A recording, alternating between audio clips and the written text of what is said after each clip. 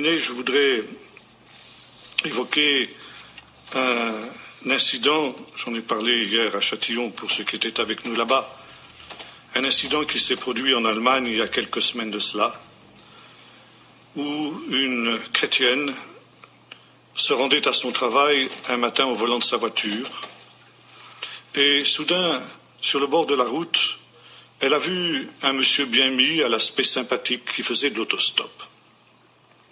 Elle avait pour coutume, disait-elle, de ne jamais prendre d'autostoppeur, d'abord parce que c'était une femme, et deuxièmement, on ne sait jamais sur qui on tombe quand on prend des autostoppeurs.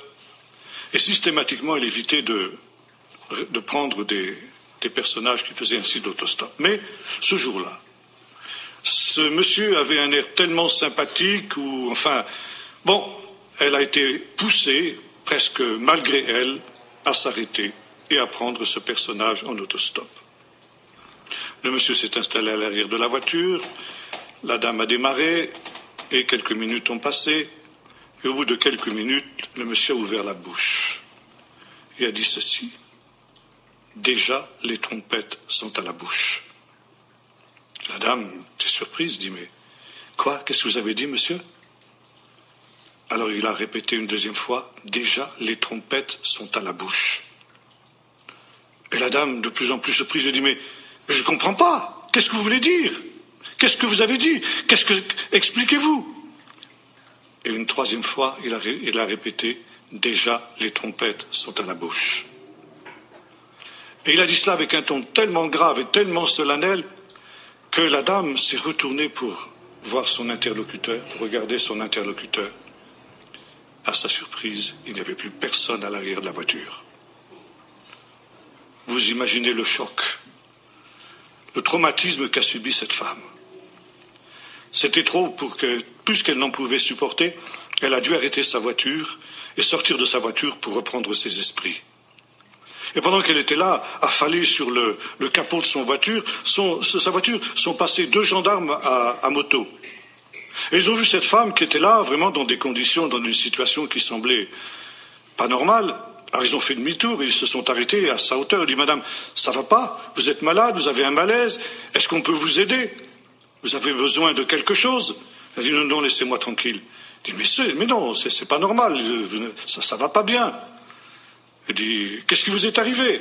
Il dit « Si je vous le dis, vous allez me prendre pour une folle. » Alors les gendarmes ont dit « Mais ça fait rien, dites quand même. » Alors elle a commencé à raconter son histoire.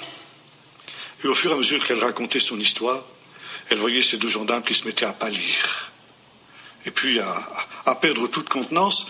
Et à un moment, c'est elle qui s'est arrêtée, qui a dit à ces deux gendarmes « Mais ça va pas, messieurs, vous vous sentez mal ?»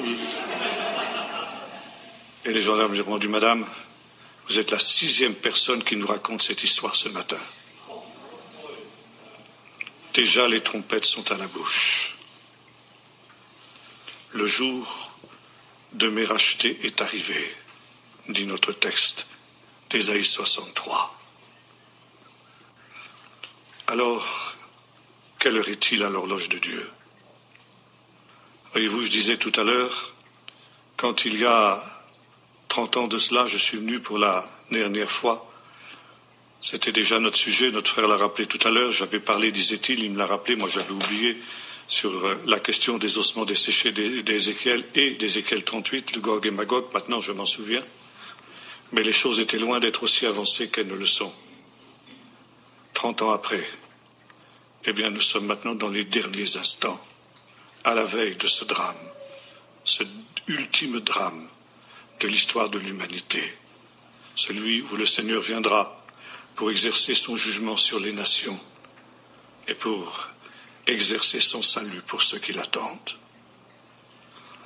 Et alors, je conclurai de la manière suivante, en citant un autre texte du livre du prophète Ézéchiel,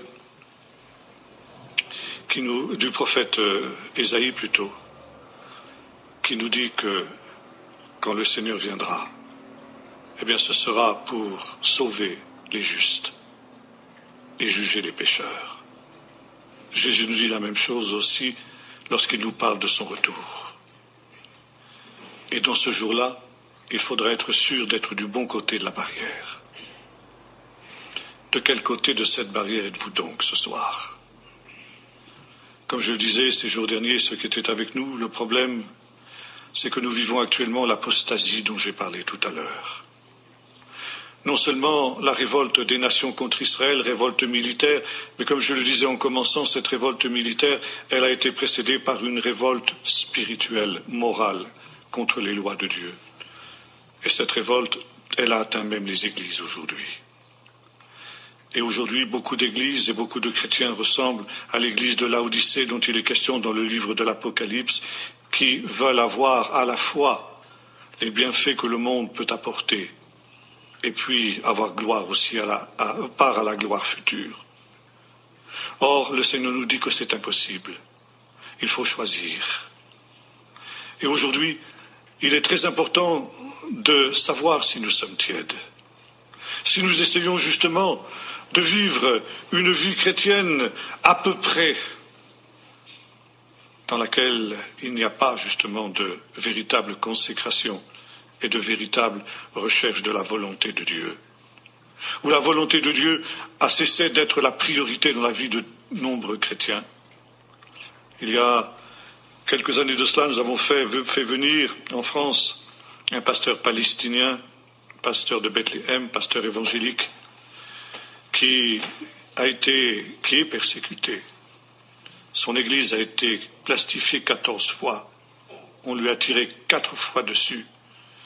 Dans sa communauté, des frères et des sœurs ont été massacrés, dont son propre frère, selon la chair, à cause de leur foi en Jésus. Et quand il a terminé cette tournée que nous avons fait faire en France, il était très déçu de ce qu'il a vu des églises françaises. Et il a interpellé les chrétiens français de la manière suivante en disant « Vous les chrétiens en France, qu'est-ce que ça vous coûte l'évangile? Ça vous coûte rien. Vous dites « Aujourd'hui je n'irai pas au culte parce qu'il fait trop chaud. » Et le dimanche suivant vous dites « Je n'irai pas au culte parce qu'il fait trop froid. » Et le jour de la réunion de prière vous dites « Je n'irai pas parce que j'ai la leçon de judo du petit. » Et ainsi de suite. Vous ne vous intéressez à l'évangile que quand vous n'avez rien de mieux à faire. Et vous imaginez que le Seigneur vous prendra quand il viendra. Vous vous trompez. Nous, nos chrétiens, à Bethléem, quand ils vont au culte le matin, le dimanche matin, ils ne sont pas sûrs qu'ils vont rentrer vivants.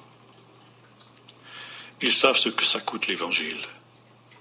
Un évangile qui ne vous coûte rien n'est pas le véritable évangile. Un évangile pour lequel vous ne payez aucun prix, pas seulement en argent, mais en consécration, est un évangile de la tiédeur. Et le Seigneur dit, comme il le disait de cette église de Laodicée, je te vomirai de ma bouche. Les trompettes sont à la bouche pour nous avertir que le grand tri va avoir lieu. Et par conséquent, il faut sortir de cette position que l'on croit souvent tellement équilibrée. Cette position qui n'est rien d'autre finalement qu'une position de tiédeur, pour redevenir, comme disait le Seigneur, froid ou bouillant. Et le Seigneur disait à cette Église, comme il le dit, à nos églises d'Occident aujourd'hui, nos églises qui sont enfoncées dans cette apostasie, je me tiens à la porte et je frappe. Si quelqu'un entend ma voix et m'ouvre la porte, j'entrerai. Je me réconcilierai avec lui, par ce repas que je prendrai avec lui, qui sera un repas de réconciliation, afin qu'il ait part, quand je viendrai, au festin des noces de l'agneau. Si quelqu'un entend ma voix, le psalmiste disait aujourd'hui, si vous entendez sa voix, n'endurcissez pas vos cœurs. Prions maintenant.